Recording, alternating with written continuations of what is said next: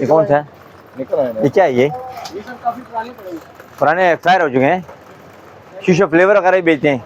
ये बहुत पहले भेजे थे, एक बार जुर्माना। अच्छा चलो, अच्छा शॉपर में रख लो जो बेचते हैं, ये रेजले पेपर वगैरह ये शॉपर में डाल लो। ये नई दुकान खोली है भैया ने। कैसे हैं, ठीक है? सिगरेट बेचते हैं आपको? सिगरेट बेचते हैं? पहले तो ये बात है कि आप ओपन सिगरेट, लूज सिगरेट बेचते हैं? एक सिगरेट भी बेचते हैं? डब्बी बेचते हैं, ठीक है ना। और क्या सिगरेट क्या रखा हुआ है आपने? ये रखा हुआ है, गुटखा वगैरह भी रखा हुआ है आपने, ठीक है। तो आपको पता है सर्टिफिकेट, ये बेचने के लिए सर्टिफिकेट चाहिए होता है, बनाया हुआ है? अभी रिन्यू करवाना है। किधर है वो?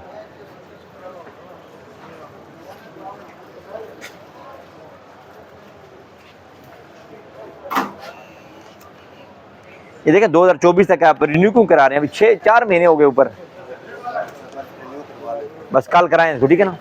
देखो मेरी बात सुने, खुले सिगरेट अपने बिल्कुल नहीं बेचने, इम्पोर्टेड सिगरेट नहीं बेचने। तो मेहरबानी करना, हमें भी सख्त होने ना दें तो बेहतरीन है। चल।